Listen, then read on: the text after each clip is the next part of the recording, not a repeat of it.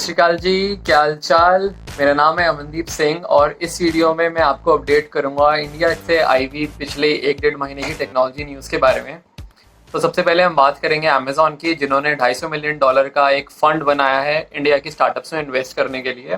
उसके बाद हम बात करेंगे बायजूस की, जिन्होंने $1 बिलियन देकर आकाश एजुकेशनल सर्विसेज को खरीदा है। उसके बाद हम बात करेंगे फेसबुक की, जिनसे कि 530 मिलियन यूजर्स का डेटा लीक हो गया है। उसके बाद मैं आपको बताऊंगा एक नई ऐप के बारे में जिसका नाम है क्लब हाउस। हो सकता है आप में से कुछ लोगों ने उसके बारे में थोड़ा सुना भी हो। तो चलो जनता, बिना ज्यादा बकवास करे लेट्स जस्ट डिग इन।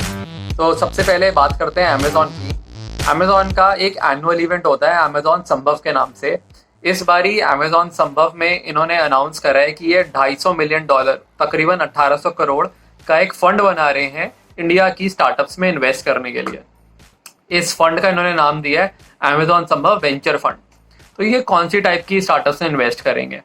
इसमें इन्होंने बताया है कि ये ऐसी स्टार्टअप्स में इन्वेस्ट करेंगे जो कि ऑफलाइन छोटे छोटे दुकानों को डिजिटाइज और ऑटोमेट कर ऑनलाइन लेकर आ रहे हैं।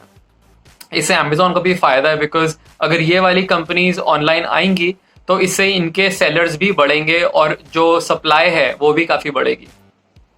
इसमें इंटरेस्टिंग चीज़ ये है कि ये जो स्पेस है ना, छोटी छोटी दुकानों, किराना शॉप्स को ऑफलाइन से ऑनलाइन लेकर आने का, आजकल इस पे जोरों शोरों से काम चल रहा है।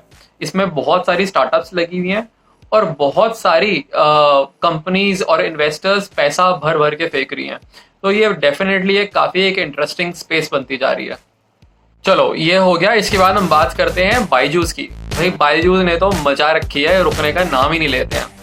तो बायजूस ने $1 बिलियन, लगभग 7500 करोड़ रुपीस देकर आकाश एजुकेशनल सर्विसेज को एक्वायर करा है। आपने सुना होगा आकाश का नाम। ये आकाश कोचिंग के नाम से जाने जाते हैं। IIT नीट वगैरह की कोचिंग देते हैं। खासकर कोटा वाले ज़्यादा जानते होंगे क्योंकि वहाँ पे इनके ऑपरेशंस काफ़ी हैं। तो क्वेश्चन ये बनता है कि भाई क्यों इन्होंने एक्वायर करा आकाश को? तो जैसे कि आप जानते हैं कि बायजूस अपनी सर्विसेज मतलब ऑनलाइन वाली हैं उनकी सारी की सारी, जिसमें कि कंप्यूटर के थ्रू ये सबको पढ़ाते रहते हैं। मगर जो इनका CEO है उसका ये मानना है कि जो फ्यूचर ऑफ एजुकेशन है वो सिर्फ ऑनलाइन नहीं है, वो ऑनलाइन प्लस ऑफलाइन दोनों है। इसलिए इन्होंने आकाश को एक्वायर करा है, जिसका कि ज़्यादातर जो मॉडल है वो सारा का सारा क्लासरूम टीचिंग का है, सारा ऑफलाइन का है।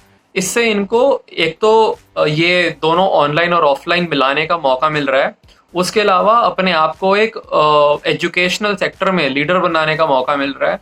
तीसरी चीज़ इनको ये मिल रही है कि जो आकाश है ये ऑलमोस्ट 30 सालों से काम कर रहा है, तो इसका एक डिसेंट ब्रांड बन चुका है। लोग जानते हैं, मानते हैं, एक ट्रस्ट है। एक ऐसी पुरानी कंपनी को एक्वायर करके बायजू को भी थोड़ी सी क्रेडिबिलिटी मिलेगी अपने ब्रांड वैल्यू में।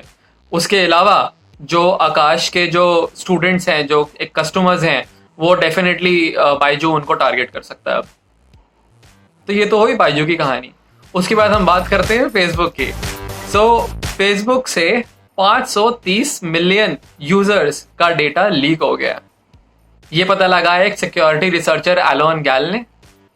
तो अब इसमें क्या क्या लीक हुआ है? इसमें आपका नाम, फ़ोन नंबर, ईमेल एड्रेस, कौन से शहर में रहते हैं, डेट ऑफ बर्थ, ये सारी चीज़ें लीक हुई हैं।